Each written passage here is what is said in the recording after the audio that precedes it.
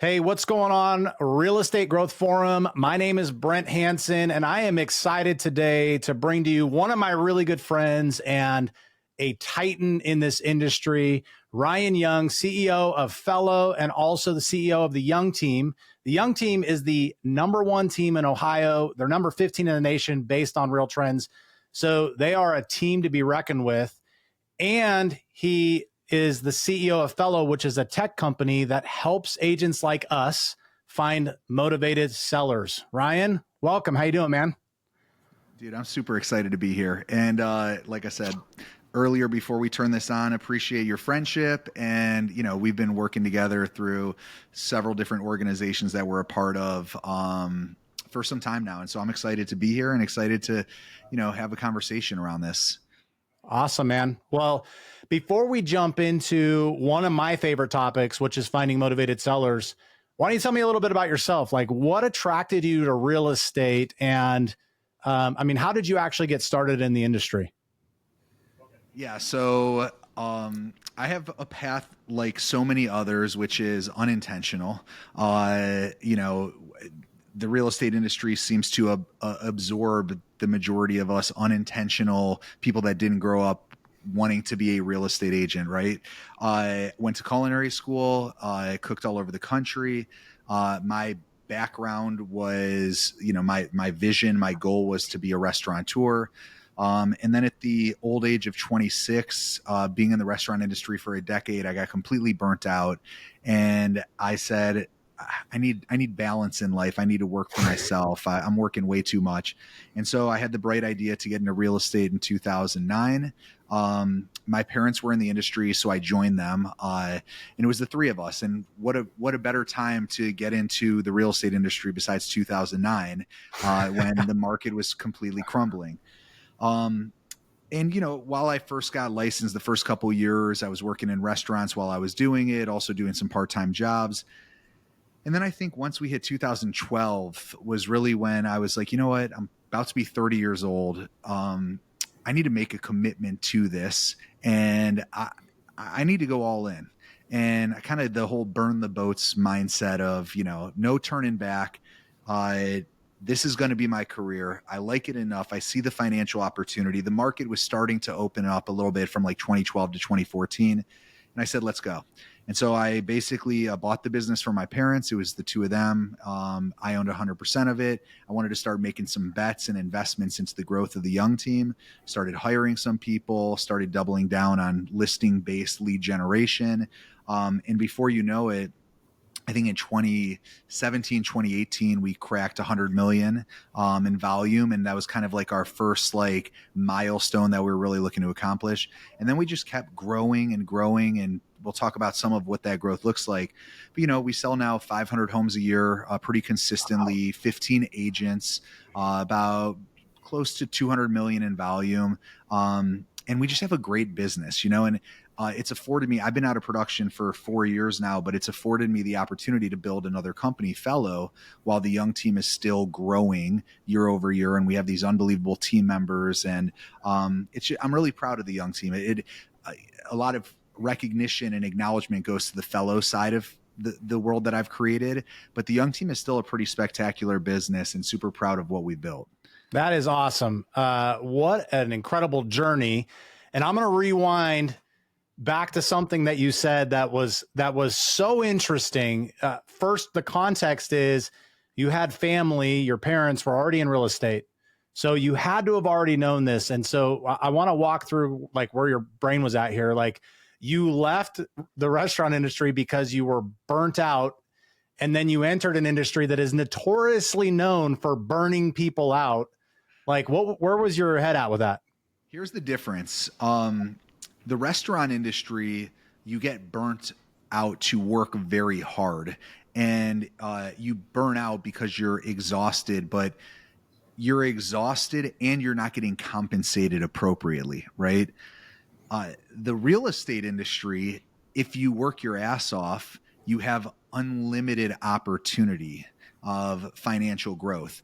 And so for me, it was almost kind of a joke when I got into the real estate industry of what people thought were working hard compared to what I was doing in the restaurant industry. Restaurant industry, I was working at some of the best restaurants in the world, and we're putting in 14 to 16-hour days and we're making nothing, right? Like if you put 14-hour days into the real estate industry, you will grow a really big business. And so it's just interesting. A lot of times I hear people laugh when I say like, I wanted balance in life. And when I was working in the restaurant industry, 14-hour days, I didn't feel like I had balance. And they're like, well, why would you get into the real estate industry? You have no balance in the real estate industry. It's like, well, at least I'm going to have balance. Maybe I'll still continue to work the same amount of hours, but I'm going to have financial opportunity and upside, which can afford me to do things that I never had the ability to do before. The traveling, going out to great restaurants, buying a nice home, whatever you want to invest your money into, investing into passive income opportunities, investment real estate, etc. You don't really have that. You're working really hard in the restaurant industry, but you're kind of limited in what the financial opportunities actually look like. So to sum up what you said, in real estate, what you put in, you get out. So if you work hard, you make a lot and have a lot of opportunity. If you don't work hard, you're one of the 9 out of 10 that drop out. 100%. So, and got it. The biggest misconception of working hard is the thing that I worked hard on the most was my skill set. And I spent a lot of time focusing, role playing and scripting and becoming an expert salesperson. I think a lot of people jump in the business and start working hard is completely different than they're spinning their wheels. They feel like they're working hard, but they don't have the skill set, so they're working harder. That's probably where the burnout comes from, right? Is not knowing exactly where to apply that effort. One of the things that I was really fortunate of was when I did make this transition to full time. I was in a financial position. First of all, I was living in my parents' basement, so rent was cheap. I had a part-time job, and the majority of the time that I was investing into the real estate industry, I was investing in education, learning market, scripting, role playing, learning the insides of the business that most people want to skip over.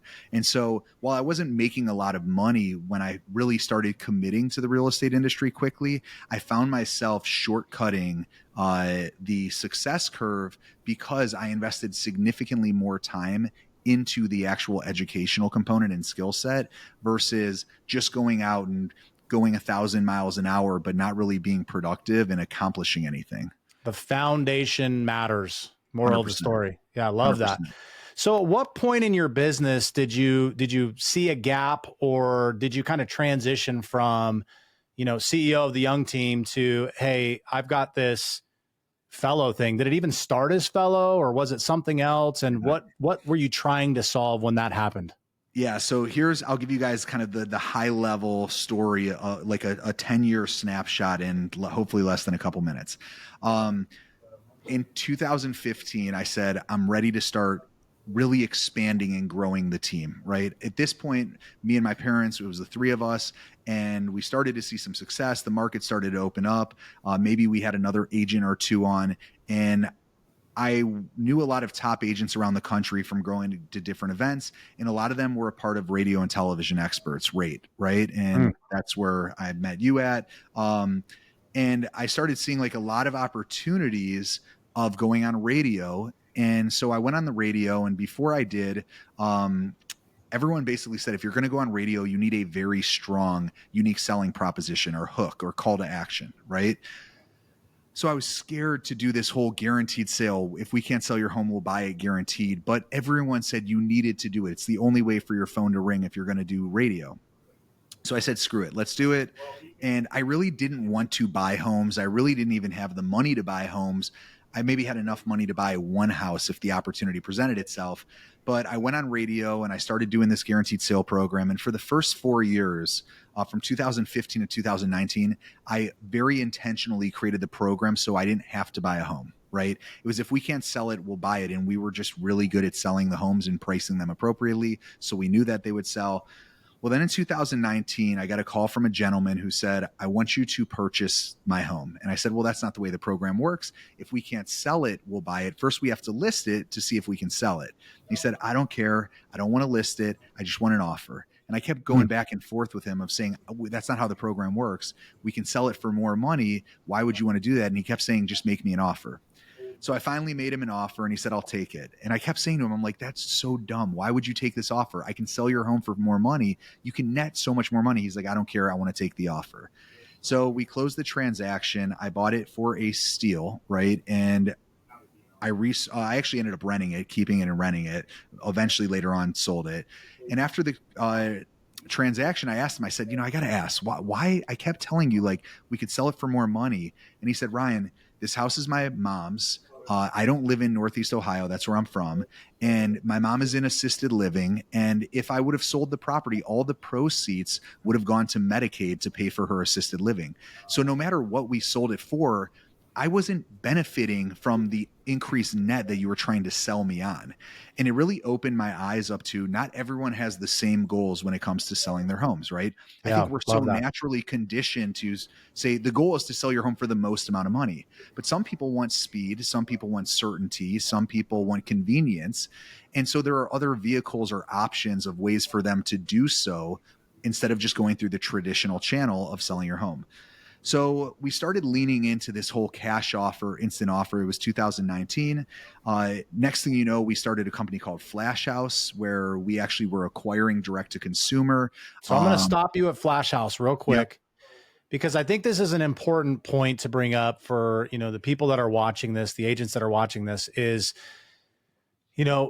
as an agent, we are conditioned to think that there's one option for sellers and that we only bring that one option. Now, if you don't have money, Ryan, like what's the alternative if someone comes to you and says, hey, bring me a cash offer? Can they go make relationships with investors? Can they set themselves up to be able to offer and deliver on that call to action? Yeah, 100%. I give speeches all over the country. I get to speak on some pretty big stages.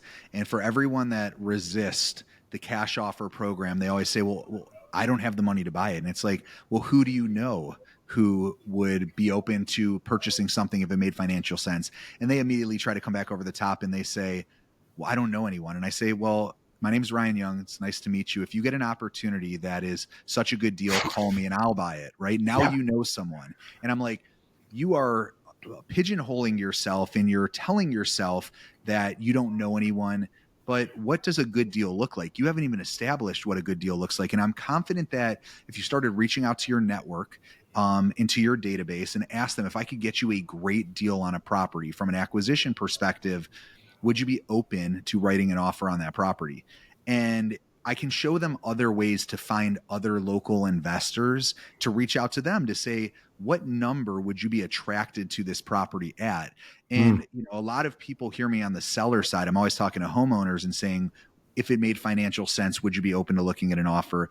But really that stemmed from a lot of conversations that I would have when I was starting this program and when we had investors buying before it was just me. I worked with a lot of investors, and it's a really simple conversation of like, Brent, look, like if there was this opportunity that I could find you off market and it was a great deal, would you be open to writing an offer on that property? Who's going to say no to that? Like investors never would. And moral of the story, and I love that you brought it up, is that our job as agents is to be a fiduciary and an advocate for clients. And you said it, not every client's goal is the same. So it's our job to have a tool belt full of different offerings that meet the needs of our clients. That is the true definition of a professional real estate agent. So 100%. And the biggest, in my opinion, the biggest lost art in this industry is entrepreneurship, right? It is our jobs as real estate agents to be entrepreneurial and creative and think outside of the box on how we can provide those creative solutions and those options, like, I think we are so conditioned to go on the listing appointment and say the same thing over and over again and not ask great questions and not understand problems that it ultimately it ends up really limiting what our service is, what we're capable of, and it makes us replaceable, right? What makes so many of my team members on the young team so great is we think through such a lens of creativity and outside of the box, and through this entrepreneurial mindset of like, how can we help you solve a problem different than the majority of agents that you're talking to, or all the agents? And so on the buy side, it's finding you off market properties, right? On the buy sides, it's getting creative from a financing standpoint on how we can structure deals. Maybe it's, I'll give you an example. On the buy side, maybe it's so you don't have to pay transfer tax, and so we can shield the acquisition price. We have the seller put the property into an LLC, and we acquire the LLC with all the assets into it, right? This is not only going to save you the transfer tax, but it's going to shield from a tax basis perspective. So these are just ways that we can provide value to our clients in conversation when they say, what's different about you than all the other 15,000 realtors in Northeast Ohio? And we walk them through how we approach real estate from more of an entrepreneurial mindset, and it completely changes the relationship, and they value us so much more, which then leads to more referrals, and it leads to organic growth. And we do this on the buy side and the sell side of the business. Yeah. Yeah. I mean, as an agent, your job is not only to solve problems, but it's to know and understand that we are replaceable, and the consumer, the only way to actually win with the consumer is to be able to service any one of their needs. And what's super interesting is, you said solving problems, like that's really what our job is. Our job is to be really good problem solvers. When you're a good problem solver, you help people get into creative situations or get through difficult situations. You also help through negotiations and help them win in negotiations by solving problems.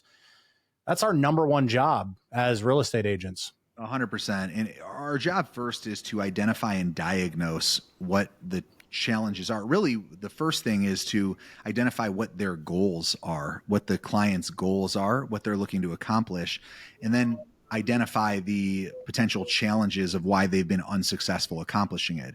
And then to create a map from A to B of here's how we start and here's how we finish so that you can accomplish your goals.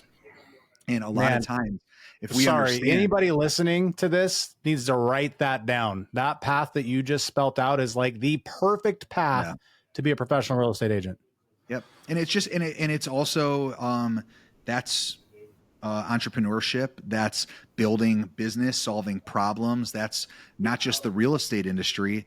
A doctor, you go to a doctor, you say, I don't feel good. I want to feel better, right? That's my goal, is I want to feel better. I want to get better. And they understand, what have you been doing, right? What have you currently been doing to, right? And then they create a plan for you. Here's what I would recommend. Here's what I would prescribe. That's exactly what we do. Yet a lot of times we don't ask great questions because we're so eager to start, showing them houses or go on the listing appointment or get their house on the market or whatever it may be, when really it ends up becoming detrimental to the overall outcome.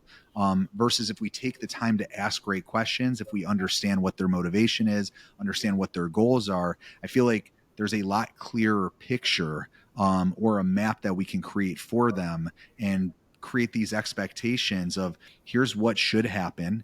And ultimately it creates, I would say, really pleased clients. Yeah. So, stepping back, I think we can all see now, like, the path that you took to really focus on the solving problems and the cash offer and how that came into play. How did all that unfold into Fello? Yeah. So this is where the story kind of, we're now 2019, we're buying homes. Next thing you know, we're buying a significant amount of homes. We're buying about 15 to 20 homes a month in Northeast Ohio. We're making a lot of money doing so while the real estate team is still doing its thing, building its business. So much so that FlashHouse actually started investing a significant amount of marketing dollars to acquire new homes, right? So we started doing postcards, direct mail, paid ads, etc.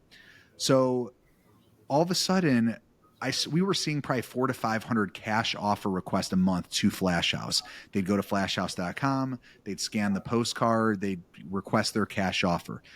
No one knew that I owned FlashHouse, right? Like, sure, like buried in the language, owner is a licensed agent in the state of Ohio. But here's what's so interesting is I started to receive cash offer requests from FlashHouse from young team past clients. Okay. Now remember, they had no idea that I owned FlashHouse. So they were independently finding FlashHouse or searching online, get a cash offer or sell my house, finding FlashHouse, not calling the young team, but just going directly onto flashhouse.com and requesting a cash offer. Now, this was 2020, where iBuying was like going through the roof, and Open Door and Zillow Offers and OfferPad were becoming really threats, in my opinion, to the industry. And I started to see it locally in Northeast Ohio, just with this little company, FlashHouse, where I started to see my clients in my database, people in my database were going to a competitor's site. It just so happened I owned the competitor, Sure. but they were going to a competitor's site requesting a cash offer and not reaching out to the young team who should have been their advocate and helping them navigate through the cash offer program or the Sure. cash offer solution, right?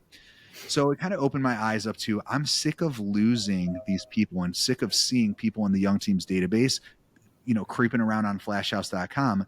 What if we created a platform that actually marketed to the database, seller messaging, whether it's home value or cash offer or whatever it may be, to start getting them to come to me first. And then Mm. I can bring them to the Flash House or the Open Door or whatever it may be, but I can still participate in the relationship or in the transaction with them. And so it really, Fello, which launched in October of 2022, so we're about to be 2 years old, was really built off of a pain point that I was seeing with two companies that I owned, in the disconnect between the two companies. The goal was essentially to bring them together and then market to the database all the seller options that we could bring to the homeowner. The unique thing about that honestly, no one, not very, very few agents could ever have experienced, is that you owned two really successful businesses and saw how one was taking from the other. It was What's cannibalizing interesting is 100%. with all of these agents, me included, until I started using Fello, but like how many opportunities am I losing out of my database to competitors who are offering just a better call to action? Yeah. I mean, well, here's what Right. we see. This is some big data that we have in Fello, and Fello has grown to be a very big company. We have 2,000 teams on the platform. It's grown really quickly, right? 5% or more of your database will list their home year over year. The funny thing is that 5% is actually probably low, but that's only based off of the homeowners that we know are in your database. One of the things that's interesting with Fello is, people sync their database into Fello, and then we start marketing to their database, trying to find homeowners and get homeowners to raise their hand. Sure. Well, we see more than 80% of the databases that are synced into Fello. We have about 35 million contacts, so it's a pretty large sample size, don't have an address attached to them, which means that they probably buyer leads that someone bought from Zillow, Realtor.com, PPC, whoever they're buying them from, right? All great companies. But we've built our databases and our business on buyer lead acquisition. We have these massive databases with very few addresses attached. What Fello started to expose was how many of these contacts in your database actually are homeowners. And if we're going to start actually becoming intentional about finding listings, let's start foundationally with the homeowners in your database. So let's first discover, of that 80% that we don't have an address attached to them, how many of those people actually own homes? So let's find the homeowners. Then after that, let's start marketing to those homeowners to get them to acknowledge and raise their hands, and then start to work them down the funnel. But it's just been very eye-opening when you look at the data, and where there's a major pain point within our industry is agents are buying a lot of buyer leads. They build databases that they store those buyer leads, and basically most of them go to die in watch status or qualify status or whatever pond we put them in, right? Those leads get super cold. We put them on some sort of automated drip on a buy side, and then we never call them again. And Fello started to very quickly expose there are some really good people in that database for you to call and to have conversations with, and a lot of them own homes. And so it's been really eye-opening to show the industry over the past 2 years of our databases have a ton of value to them. They're our largest asset. But if you're not treating it like a large asset, if you're not treating it like a luxury asset or an important asset, you're probably not going to drive much revenue out of it. And that 5% number is probably going to be realistic. The goal is if I can help you find 50% of the homeowners in your database that you didn't even know were there, think about how many more homeowners are going to be listing their house that we can show you. We can help you come up with a strategy on how you start converting more of them. Yeah, I think you kind of, before Fello, you had two camps of agents, right? You had the agent that didn't have a database, right? Or the agent that believed in CRMs and a database, but believed in it so much that they just relied on the automation and they had zero intention around how am I going to expose what's inside of my database for what it really is, which is where are the active buyers, where are the active sellers. 100%. And that's kind of the gap that Fello brings to the table is it exposes the people. And there's some really cool data that you were sharing with me that Fello is bringing or currently is in slate to bring on, which is basically being able to tell us like, hey, this person's very likely based on all of these factors, they're very likely to sell. So now you actually have a radar on top of a really good system that exposes the holes in your database. 100%. Yeah. The biggest challenge with like propensity data is a lot of times it's just consumer data that we're relying on. What we do is we not only take the consumer data, but we also apply the actual behavioral data, the engagement data on top of it. So if this person is more likely to sell because they've been in their home for over 20 years and they don't have a mortgage on their property and they're buying things that would suggest that they, just had a baby or they bought a diamond ring, they got married, whatever it is. Well, great. Let's take that as a foundation of the data. But then whoever's engaging with the messaging, whoever's communicating, raising their hands, let's add additional points to them when it comes to lead scoring. And what we found is the best way to lead score is combining both the big data and the engagement data together. And so you can become really intentional on who you're reaching out to and strategic on why you're reaching out to the people that you are, Wow. That's awesome, man. Well, we have a couple minutes left. Yep. First, I want to say, if you're hearing this and you're interested in Fello, it's very simple. Just go to the Real Estate Growth Forum platform on School. We'll have the link there. But, kind of sum it up for me, like finding motivated sellers. We all know in real estate, if you find listings, you last, right? Representing sellers is how you last in real estate. And so give me your impassioned 3-minute pitch on why someone should get Fello, why they should integrate it into their system and how it's going to improve their business. Yeah. I mean, the funny part about it is like, I hate pitching things, right? Like I can just tell you how it's really impacted our business, the Young Team's business and businesses like yours. I have built the Young Team's business to a 500 unit a year business with 15 agents because I've been able to do it by scaling through listings, right? Our team does 60 to 65% of our business year over year is listings. And it's the only way to truly scale a listing-based business is to have a foundational well of opportunities, right? And our database is that. And so what Fello has really helped us do is become extremely intentional about finding the homeowners in our database, keeping them warm by engaging with them and incubating them, and then giving us really rich data on showing us who we need to be having conversations with. Fello doesn't set listing appointments for us. Fello doesn't go on the listing appointment for us. Fello doesn't sell the house for us. What Fello does is creates engagement and keeps them warm and shows us we need to have a conversation with this person. And so it allows us to become really efficient and intentional when it comes to actually having conversations with homeowners in our database and converting them into listing opportunities. And so it's once again, it's a mindset and it's a way philosophically we've built our business with the Young Team. And it's allowed us to have a 7-figure net income business for several years without me being in production because we constantly know how to create predictability and streams of opportunities of homeowners from our database. And Fello is kind of the pillar to that. Man, I want to be Ryan Young when I grow up. How inspiring, dude. So if I'm an agent and I'm listening to this, here's my first thought. is, wow, that sounds really hard to implement. And it sounds like I'm going to have to do a lot of work to make Fello work for me. Is that true or is that false? No, you have to make a commitment to do one of two things, hopefully both. You either have to make a commitment to have a database and make an investment into the database, or not have a database and build a database, right? So the key is, what we don't do and who we can't help are people that have no database and that aren't willing to leverage all the products and the ways that we can help them build their database organically and build it of homeowners. What we can't do is take someone that doesn't have a database and that's not willing to make the investment of leveraging the resources that we provide them to build their database, right? Like, we're a database engagement platform. We provide tools that help you build a database organically, and we provide tools that help you incubate that database once you ultimately build it, or if you already have it. And I think we're very comfortable pushing away people and saying, if you're not committed to that, that's totally okay. But we're probably not a great fit to help you accomplish your goals because we're misaligned on how we can help you get from point A to point B.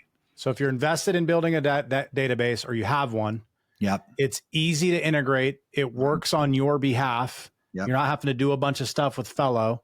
It just kind of does it for you. And then when Fello gives you an indication that you should be calling this person, or this person has reached out directly, which obviously you'd call, that's where you as an agent get to work. That's what I'm hearing. Yep. 100%. I love it. I love it. Awesome. Ryan, thank you so much for taking the time to talk to me, man. This is, I know it did 30 minutes, bam, gone. This is wildly valuable for the Real Estate Growth Forum. One of my biggest passions is to give back to the agent community with knowledge and information so they can grow their business and become better real estate agents. And you just help me move closer to that mission. So I appreciate it, Ryan. Everybody else, look forward to seeing you again, and we'll see you at the next Titan interview. Later. All right. And it's stopping and uploading. Once it's done uploading, then we're good to go. Dude,